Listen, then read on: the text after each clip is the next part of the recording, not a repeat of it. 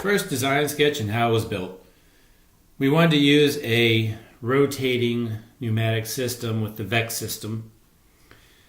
The rotating system rotates 180 degrees. I wanted to implement something that would grab onto the side of the ladder, basically like hands grabbing on, and as it moved up, using a piston cylinder or a rotating system that would grab each rung and move itself up, kind of shimmying up the ladder. The rotating system is hard to work with. The gears wouldn't grab very easily. The challenges I ran into were balance, grabbing onto the ladder and holding on, and then being able to move up at the same time. Created a bit of a complication. Spent a lot of time thinking about it, having to redesign the parts and stuff. So I ended up doing another take on this. I ended up refocusing my attention on this and simplifying my design. In simplifying, I only used 2 cylinders. One cylinder to extend upwards to the next rung, and the next cylinder to latch itself onto that rung so that it can stop the system and then move itself up.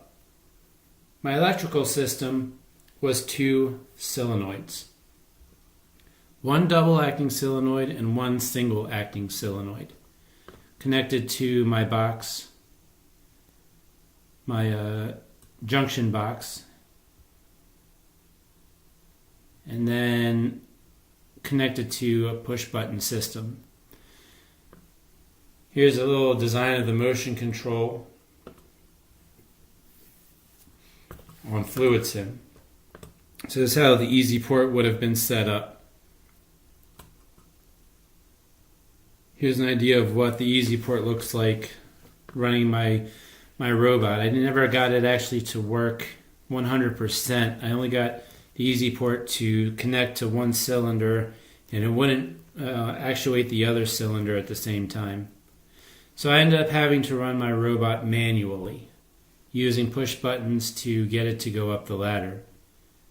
As I push one button, it extends the robot's arm, the pneumatic arm, and pulls, and then I push the button again and it pulls the robot arm back down.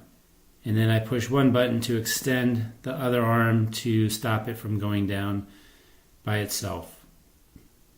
This seemed to work fine. As I said, doing the automated control didn't work very well. I wasn't able to get that completely running all at once.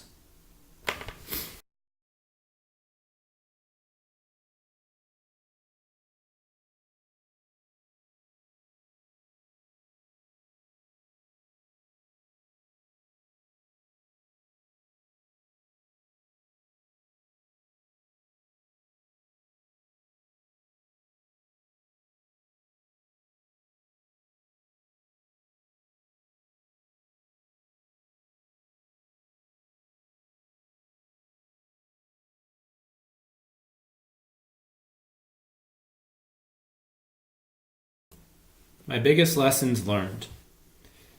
Here's an example of what I would have liked to accomplish. I would like to have the FluidSim on the left side illustrating what the robot was doing on the right side. As the motion control went on, it would have showed how it was working, how the Easy Port was controlling the robot, and it would have gone up more fluidly. I would have possibly also been able to bring it back down on the same motions, just reversing the actions. All in all, I ran out of time at the end. I kind of had a complicated design to begin with. I spent a little too much time focusing on that. Coming back to redesign it at the end, I got it to go up the ladder, but I didn't accomplish everything that I wanted to within that time period.